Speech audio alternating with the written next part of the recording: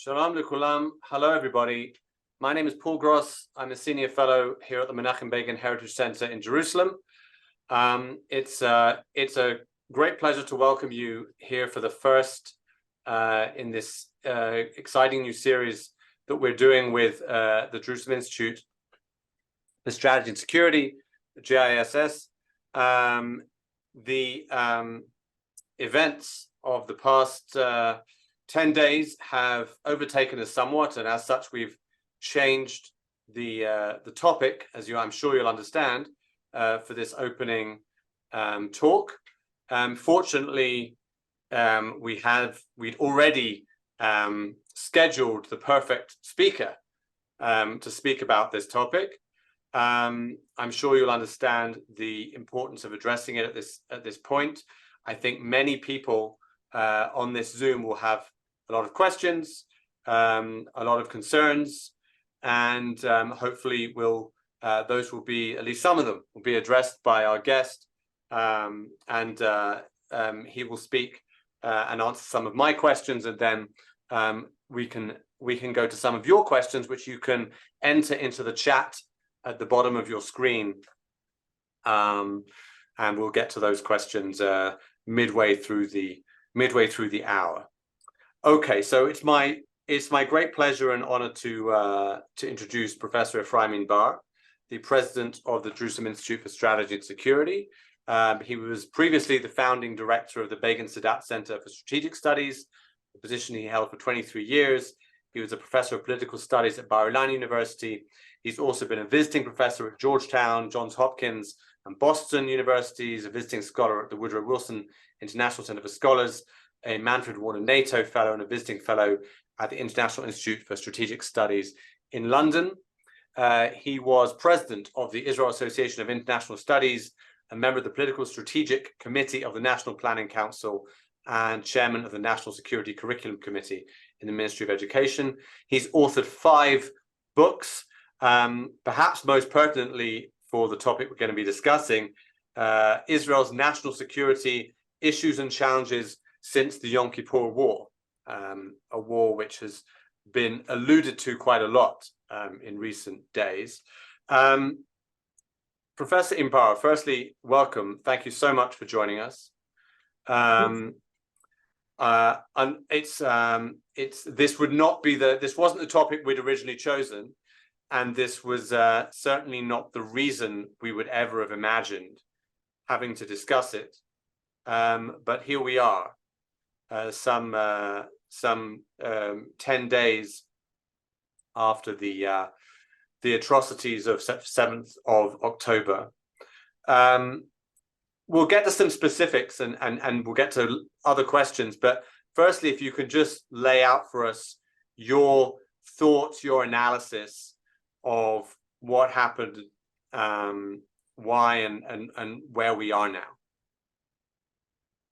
Shalom from Jerusalem to everybody.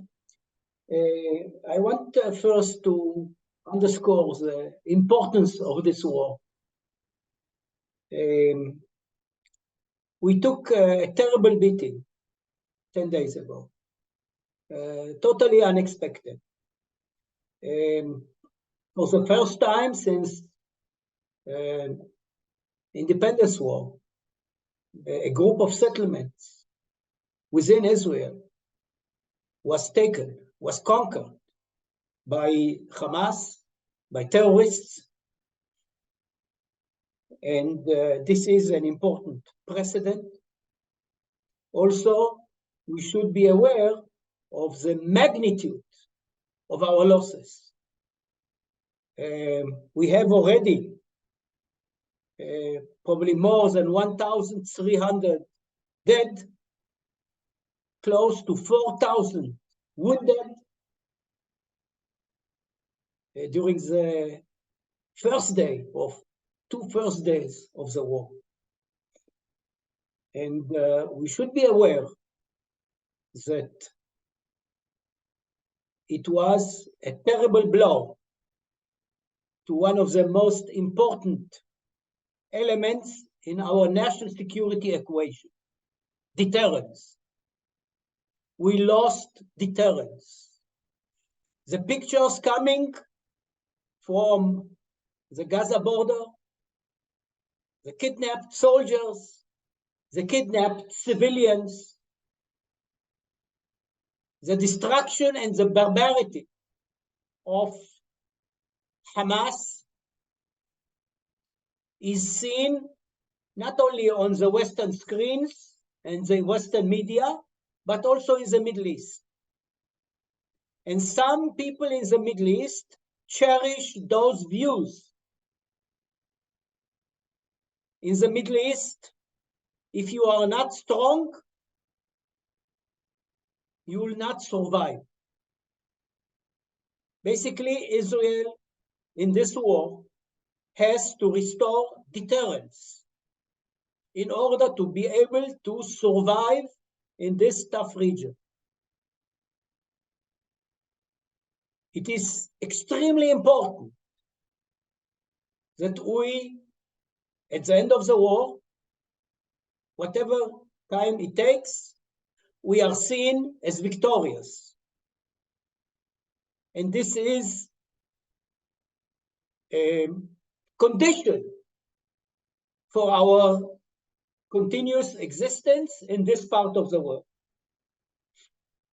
We have to exact a high price from our enemies. This is the language Middle Easterns are speaking. Brute force is better political currency than diplomacy, nice words, brotherly love. And this must be understood. Therefore, to a great extent, this is a war for our existence. The goal of the war, as enunciated by the government and also by the military, is a eradication of Hamas military capabilities. What does it mean? We are after the leadership of Hamas. We are after the terrorists of Hamas. Our Air Force chief said we have a full list of those that participated in the attack 10 days ago, and will settle the record. We have to go from house to house, collect weapons. We have to go find the missiles, destroy them. We have to go and find the factories that produce the weapons and make sure that Hamas, as a military unit, is without any capabilities to harm us. Hamas will not die. It's impossible to destroy the idea that is popular among many in the Middle East, that Israel should be destroyed, that Israel is not a legitimate actor in the Middle East. Don't forget, Hamas is popular. If we take a look at the recent poll in September of the Palestinians, taken by an honest pollster, Khalil Shkaki, over 60% support Hamas. Unfortunately, Hamas is a well-rooted idea. The destruction of the Jewish state is a well-rooted idea in the Palestinian political body. So what we can do is to destroy their capabilities to harm us. C'est tout. Also, we, in contrast to the Americans, have no desire whatsoever to implant democracies. We are very realistic in what we can do and what can be done with military force. This goal requires a ground operation, which is a complicated mission, particularly in a densely populated area like Gaza, in an urban area. And Israeli soldiers do train for such a scenario. We built in the Negev a village, a Hamas area, like in Gaza, in order for our soldiers to know how to fight in this type of environment, which is risky. It's not an open area in which our tanks are running ahead. No, it's very difficult. And what the Air Force is doing now is try to flatten some of those areas, to destroy the openings of the tunnels,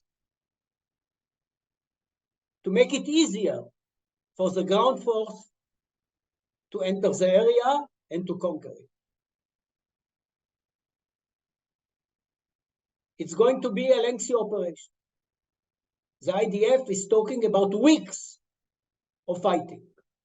And after those weeks are over, we'll have to stay for a long period in order to clean Gaza of Hamas military capabilities. A few words about Iran. And I must express my disappointment at the American government position. The US, the president, and many senior officials have embraced Israel. We see Americans pouring support to Israel. But it is very troublesome that they ignore the role of Iran. Actually, Secretary of State Blinken, despite growing evidence that Iran is involved, refuses to accept, to mention Iranian role. And we shouldn't forget, Hamas is funded by Iran. It gets its training in Iran or from Iranians. It gets its missile technology from Iran. And Hamas is called scum of earth, inhuman beings. What about their sponsor? So I think that the Americans still have a way to go to identify who are the bad guys in the Middle East. Iran is the octopus, and it has many branches. Hamas is one of them. Hezbollah is another one. They are in Iraq, they are in Syria, they are in Yemen. And eventually, Iran has to be dealt with. Will we have a multi-war front? Of course, I don't know. But it is a possibility. It is a possibility that Hezbollah, which has started already to shoot at Israel, will escalate its attacks. It depends on the calculation in Tehran. If Tehran will see those events as an opportunity to implement its population-centric strategy, which hopes to weaken the spirit of the Israelis, to make them leave, they may join the fray. We really don't know what is the calculation in Tehran. I must say that in August, the Jerusalem Institute for Strategy and Security issued a warning to the Israeli government about an impending war because we detected an erosion in Israel's deterrence. This deterrence was partly eroded due the domestic clashes in Israel. It's unquestionable. And I don't want to take sides in the debate, but unquestionably, those debates have weakened the perception of a strong Israel.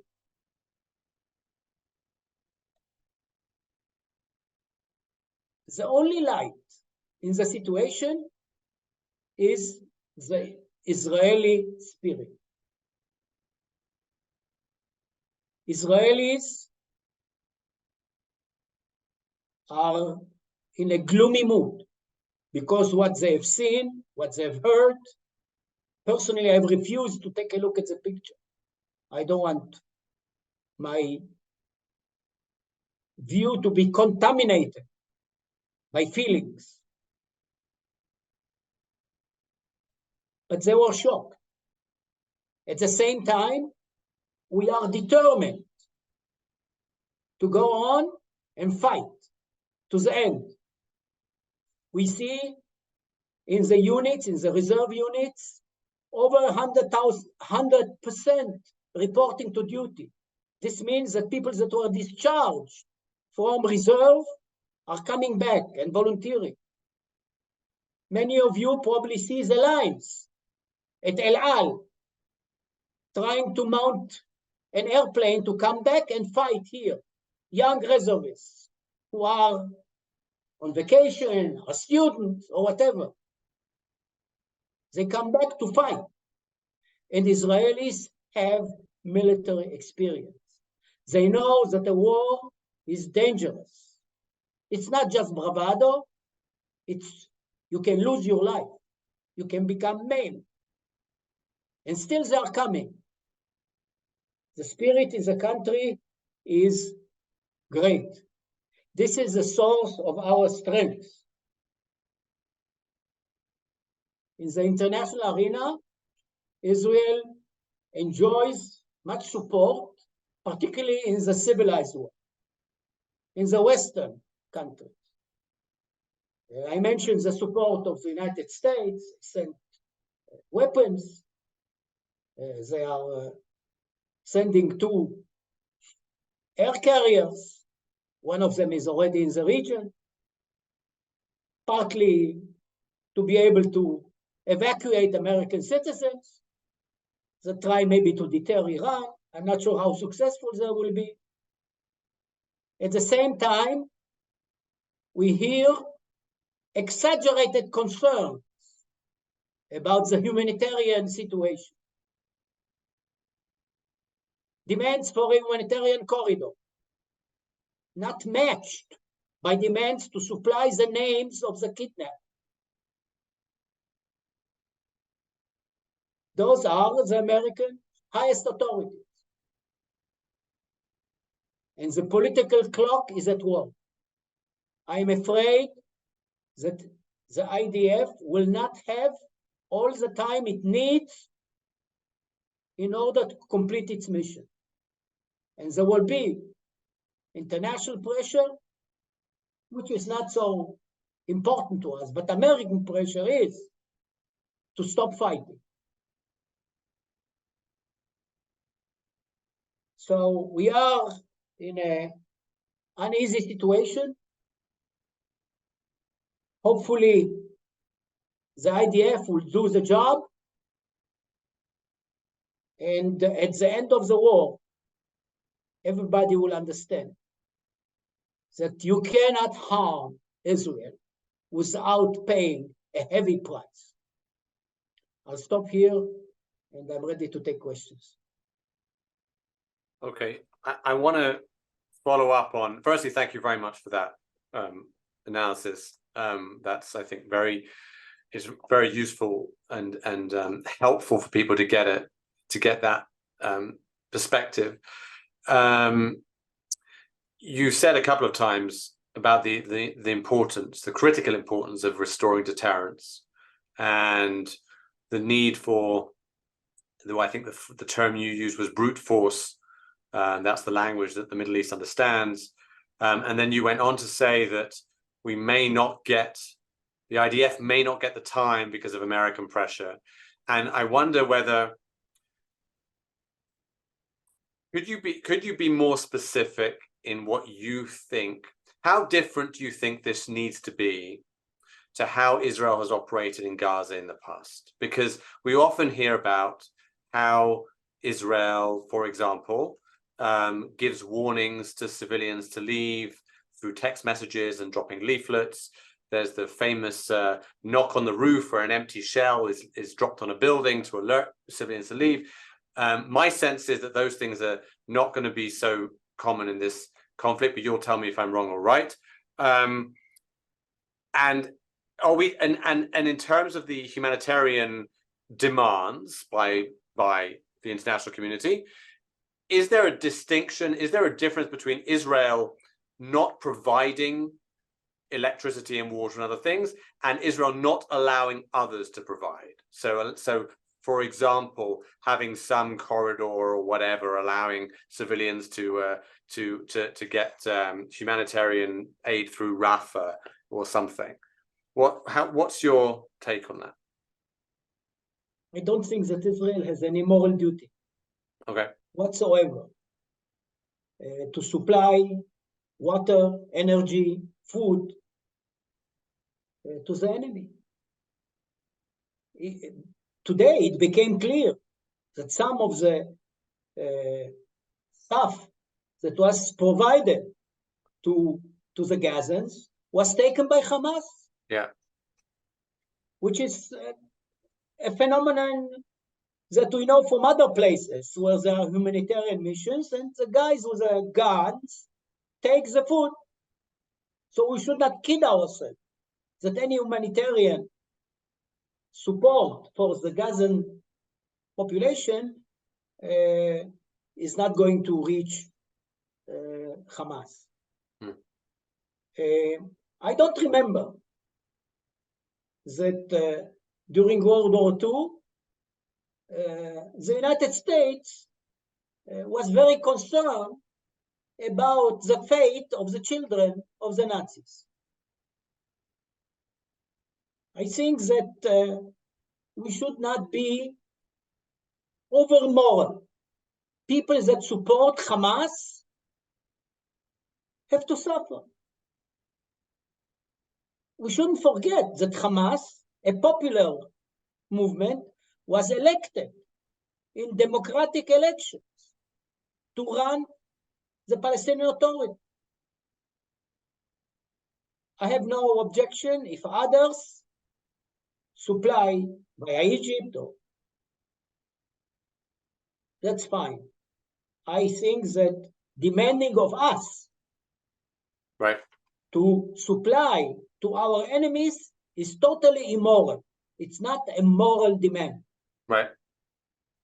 In terms of use of force, I agree with you that will probably remove some of the limitations we imposed upon ourselves beyond the demands of the international law. Yeah. This is not necessary.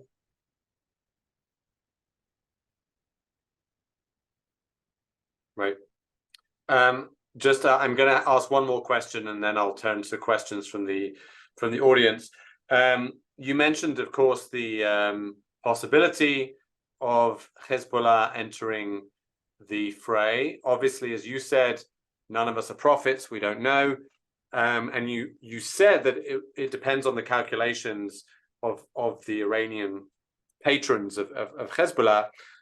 Is there a possibility that, in your view, that Iran would wish Hezbollah to get involved, but Hezbollah would be deterred by, for example, Israeli plus American threats of massive force against Lebanon? I think we should realize that Hezbollah is an organization that is totally subservient to its masters in Tehran. I don't think that the leaders of Hezbollah have great freedom of action. I might be wrong. if I'm wrong, they may have a more complex set of factors in their decision making. And obviously, they may be reluctant to bring Beirut and parts of Lebanon to a level of destruction they've not seen before. I'm not sure Tehran, Iranians care how Beirut looks. We shouldn't forget also that Iranians are Persians, Hezbollah are Arabs, and Iranians may decide to fight to the last Arab. So I'm not sure what will happen, but Iran at a certain point may decide to allow Hezbollah to escalate in order to ease the pressure on Hamas in Gaza. Or alternative, they may decide, I think it would be a misperception on their part, that the moment is right for a multi-front attack, not only the north and the south, but also some kind of rebellion, intifada in the West Bank, as well as civil disorder among Israeli Arabs. If this is their calculation, we may see greater involvement. Okay, thank you.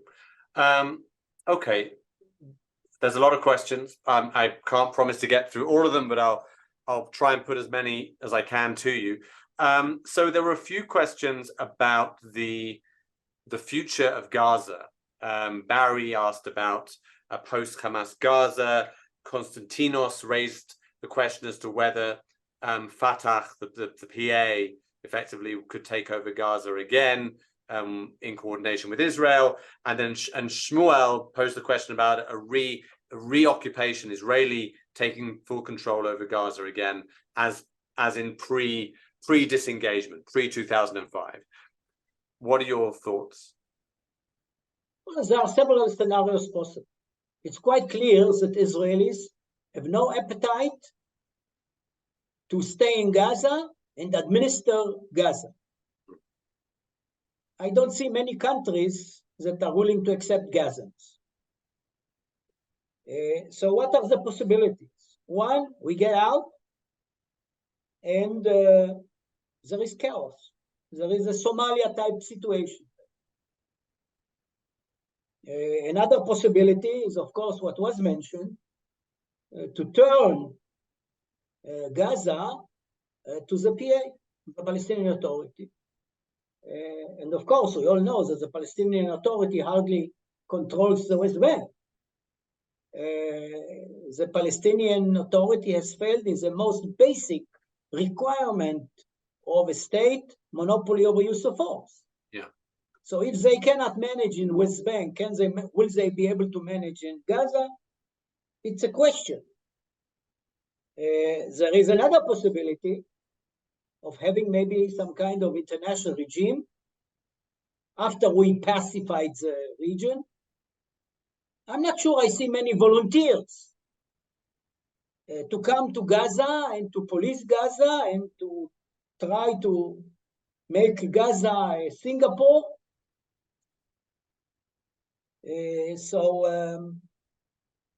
What is most important for us is to make clear to everybody that Israel maintains freedom of action, freedom of military action. And probably what we'll see, whatever type of situation will rise there, will continue to mow the grass. As I mentioned, Hamas may come back. It's an idea that as follows. And with time, they may gain more capabilities. And we have to go in, mow the grass, and go home. One of the problems I think we didn't mow the grass enough. And this is why we allowed Gaza to grow such military capabilities. We were hostages of a misconception. Quiet for quiet. Quiet for quiet allowed Gazans to arm themselves, to build tremendous military capabilities that we have seen. So whatever happens there, we need the freedom of military action to come in and take care of the bad guys. Okay.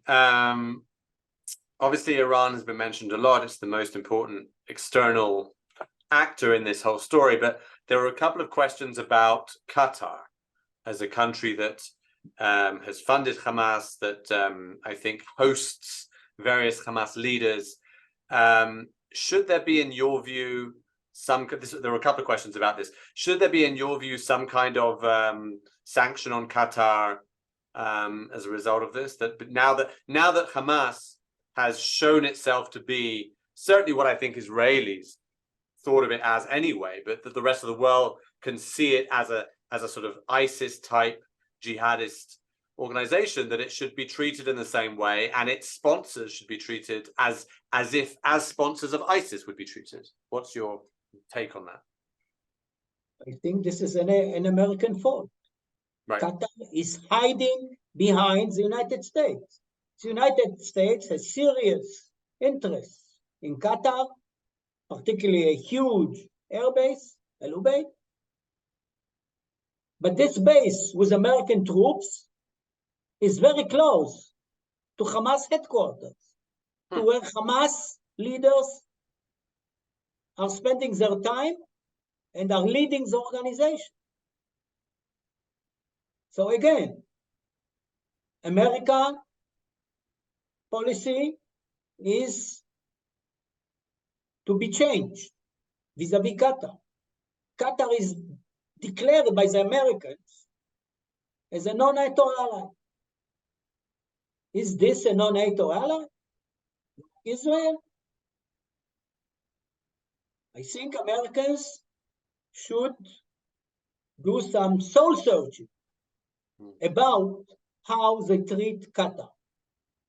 Don't forget, Qatar is also the mouthpiece of the most extreme Islamist messages that go via Al Jazeera, the most popular TV station in the Arab world, which is very anti-American. Yeah. There was a question about you talked about Israeli solidarity and the resolve of the Israeli people, which I think everyone, our audience here is divided between people living in Israel and outside Israel, and I think that certainly those living in Israel would agree with you, having seen the way that the country's responded, the people have responded in the last 10 days. But what about the trust in the security services, in the military, in the Shabak? Is that, how do you think that's been fundamentally damaged? How can it be? Will it take a long time to be rebuilt, in your view? I'm wondering also, given that you wrote a book on the Yom Kippur War, whether you can make some analogies to that, where I think the government was more blamed, right, than the security services. Of course, at the end of the Yom Kippur War, the trust of the people in the government and the military establishment was shattered. Yeah. So it's already a thing of the past, and it's a fact that the IDF is the most trusted institution in Israel. But the surprise, of course, again, points out to its deficiencies. This is a problem. And of course, if we are victorious, then some of the trust will be restored towards the army. The fate of the political level, I think it's different. The political level, which was attacked already before, since January, is a continuous problem. And we will not have elections immediately after. Well, they are not scheduled any elections. But the current leadership is, in the eyes of many Israelis, first of all, to be blamed for the fiasco we experienced 10 days ago, and must go. I think that if they would have had, if election would be held today, will not have the same result. Yeah, it's quite clear. There is another aspect which is troubling for many, that many in the current government, and particularly the Haredi, the ultra-Orthodox, and even members of the religious Zionists, didn't really serve in the military. This government had a problem of legitimacy because of that, even before the war.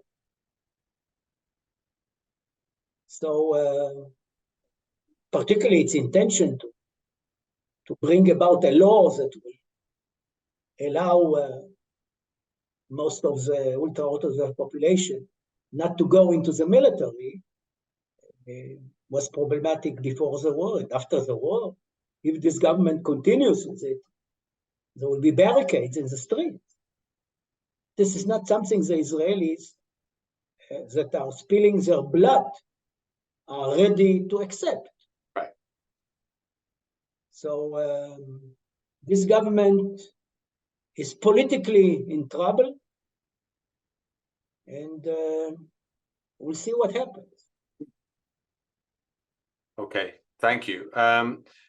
There's a question by Milton asks about the reliance on high tech in the military, and excuse me, whether that bears some responsibility. Is there some can blame be laid at the door of military leaders, whether the current general staff or previous recent general staff who maybe changed the orientation of the IDF towards a more high-tech and more high-tech direction, and perhaps neglected other more traditional forms of training?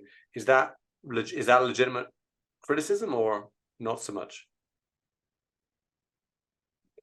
First of all, technology is a good thing if it's used correctly, and if it is implemented in tandem with other elements in the use of force. I think that Israel, for the past 4 decades at least, has overemphasized technology. For example, it relied on Air Force and intelligence rather than on the land forces. Mm-hmm. Of course, the ones that questioned me on this issue was aware that our high-tech technology was blinded with low-tech means. So you have to find the right mix. Technology in itself can be a force multiplier.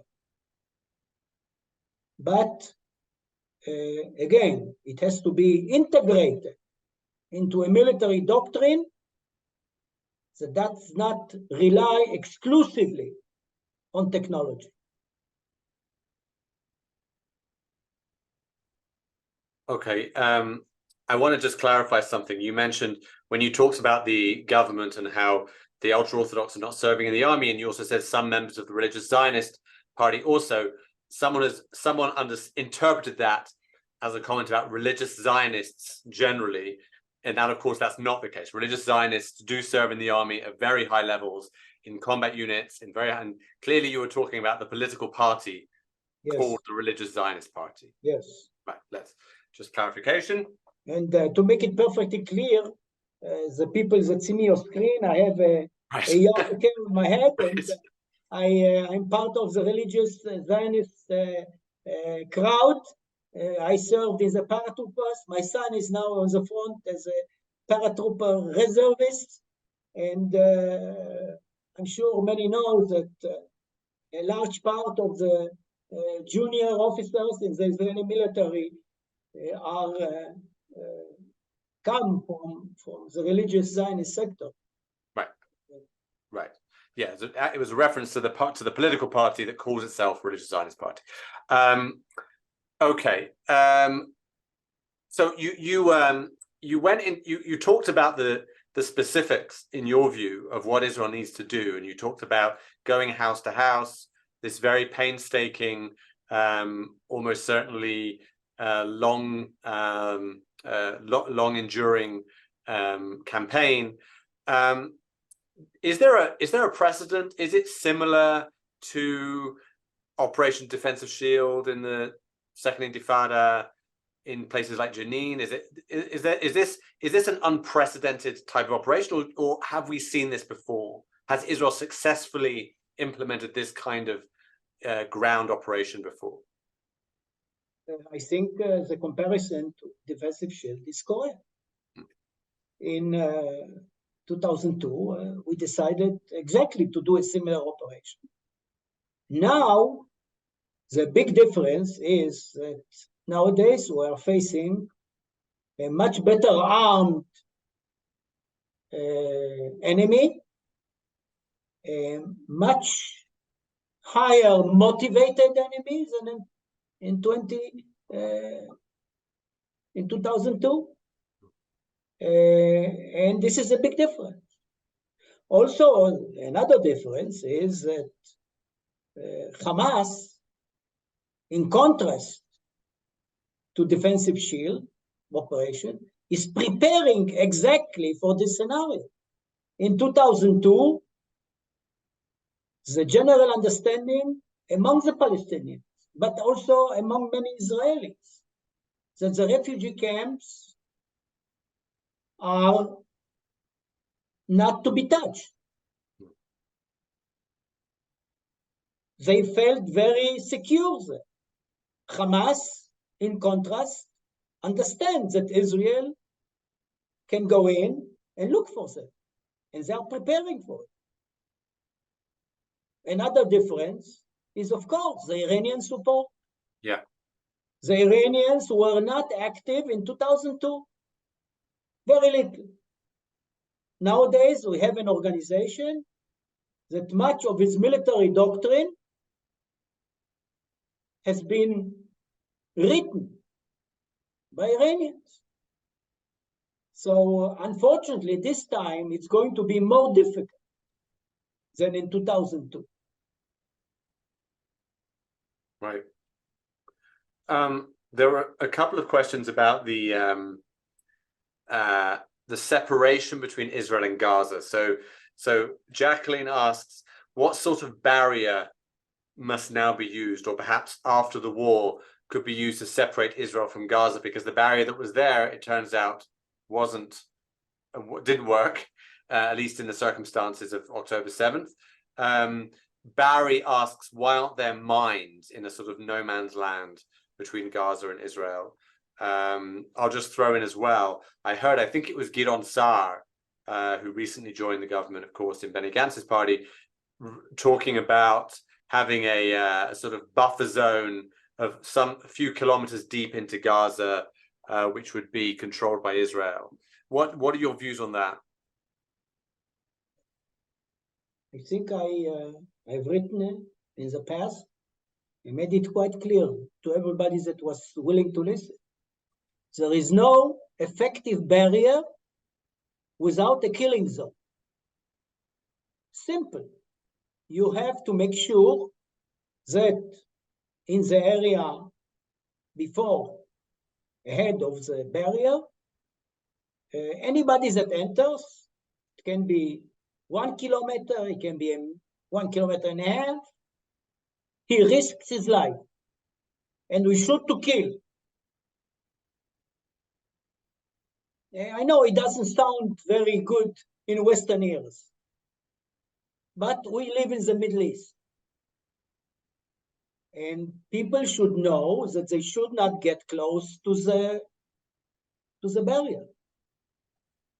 About a year ago, we've seen a very unfortunate event when a terrorist came to an opening in the wall, and shot one of the soldiers. This should not happen. We have to be ruthless in this respect. And even if there is no great understanding for it in some countries, this is what must be done, a killing zone. I'm not sure how wide it should be, but this should be clear. About mines, Israel built a barrier along the border and didn't want to infringe upon the territorial integrity of Hamas, so they didn't put any mines on the other side of the wall. I think we don't have to be, there is a Jewish term for it, Feinschmeckers. Yeah. Yeah. Okay. I'm just looking at the some of the questions here. Very straightforward question from Milton. He says, is Israel able, in your view, to fight a 2-front or 3-front war? I assume with a 3rd front he means in the West Bank. But a 2 or 3-front war, is Israel capable, in your view? Israel has a too small army for its challenges. That should be clear. We don't have enough soldiers, combat soldiers. We don't, if we go into Lebanon, we don't have enough soldiers to police the villages. So we cannot fight at the same time a multi-front war. But we can fight one front,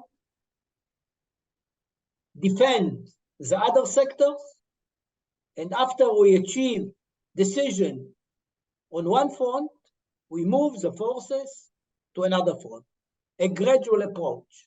This we can do. America, United States, had once a doctrine of 2.5 fronts. 2 fronts. Unfortunately, we are not America. And we don't have enough soldiers, partly because the ultra-Orthodox, a growing sector in Israeli society, are not enlisted. And I think this might change after the war. I don't know exactly how, but it's clear. We say in Israel, השמיכה קצרה. What would be the English translation? The blanket is too small. Yes, yeah. The blanket is too small, and we cannot cover all our fronts. Right. We don't have enough soldiers. Also, Israel neglected its reserve units. Many of the reserve units did not train for years.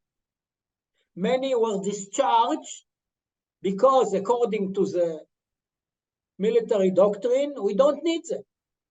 We need intelligence and air force. And tanks, tank formations were dismantled, despite the fact that we can produce the best tank in the world.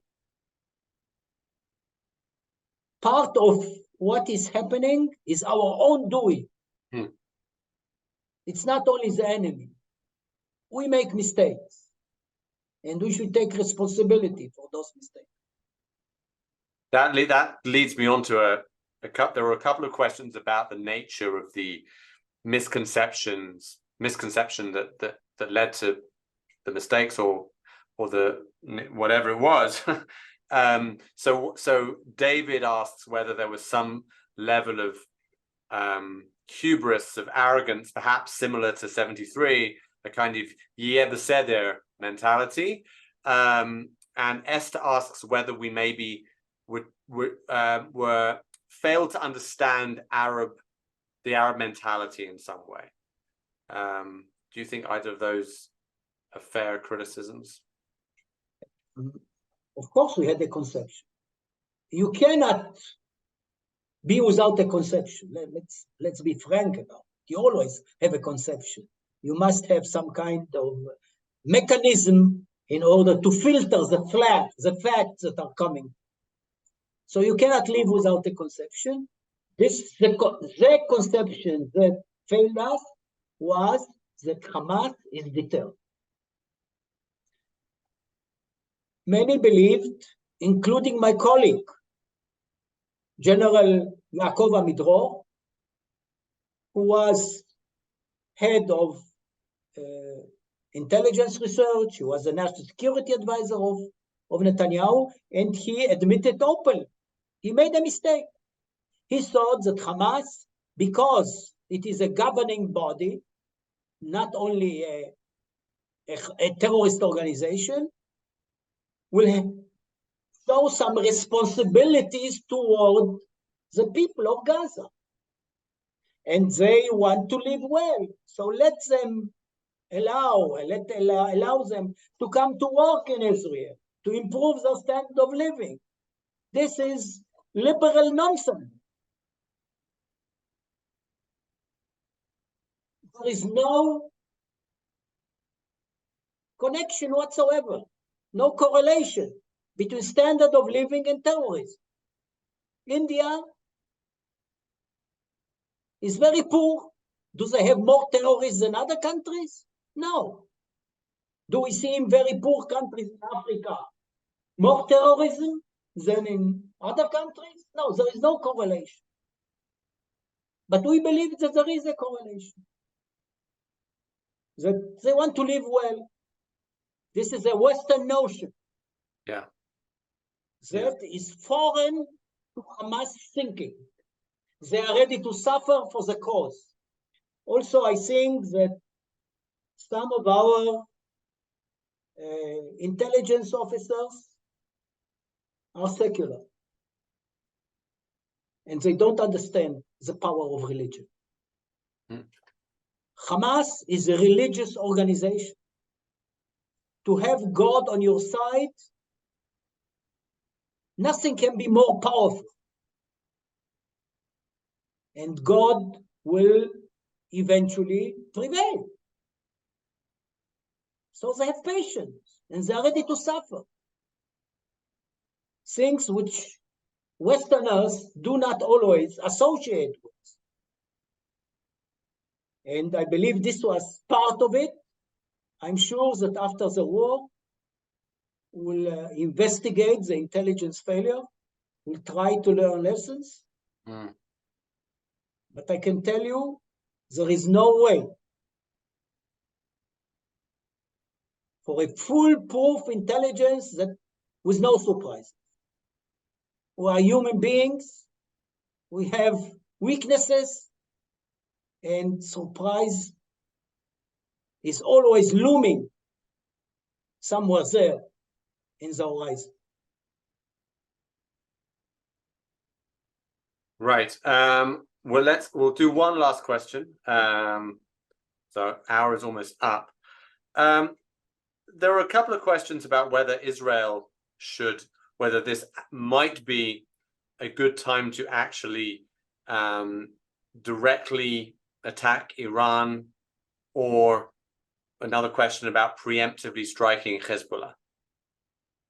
I've been on the record for several years since 2003, actually, for attacking Iran. Unfortunately, the government didn't listen to it. And in recent years, we neglected this option. We have to be honest. We had too many elections. We neglected this option. So I'm not sure we are now in a position with the capability to attack Iran. It takes time to prepare for such a scenario.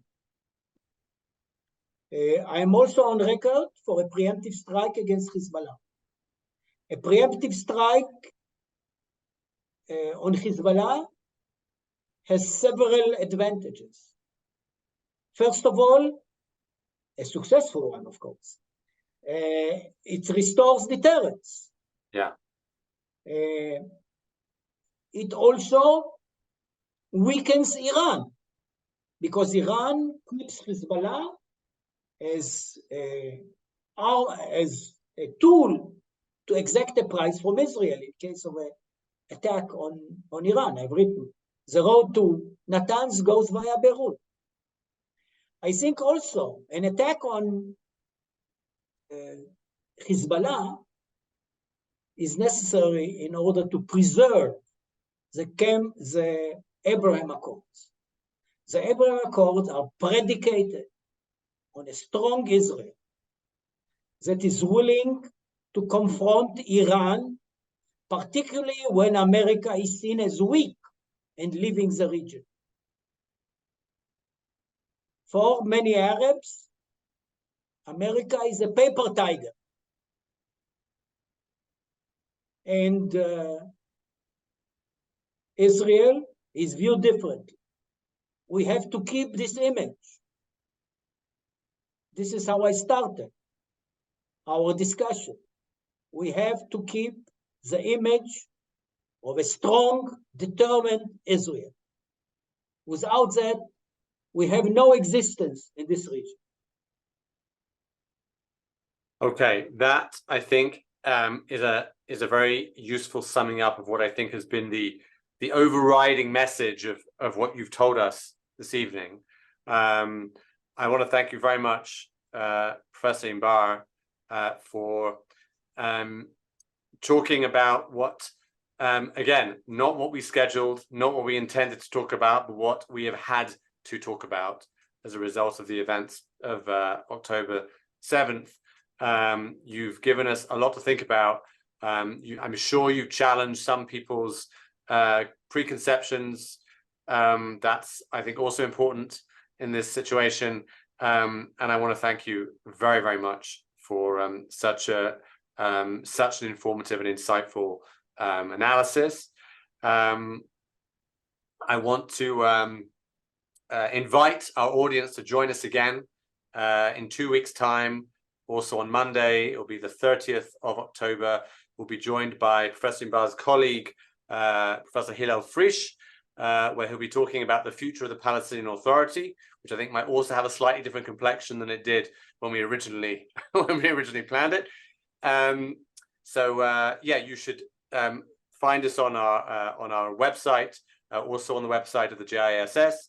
I encourage everyone to read the JISS. It has a fantastic English website with lots of fantastic analysis and articles. Today's address from Professor Inbar was a great advert for that, I think. And if you're not on my mailing list, then you can join by emailing me, paulg@begincentre.org.il. Thank you very much, everyone. For those of you in Israel, stay safe, get to your shelters in time, and I hope in 2 weeks' time we'll be in a more things will be looking more positive. No promises, of course, no guarantees, but let's all hope and pray for the best. Thank you, everyone, and thank you again, Professor Inbar. Shalom to everybody. Bye.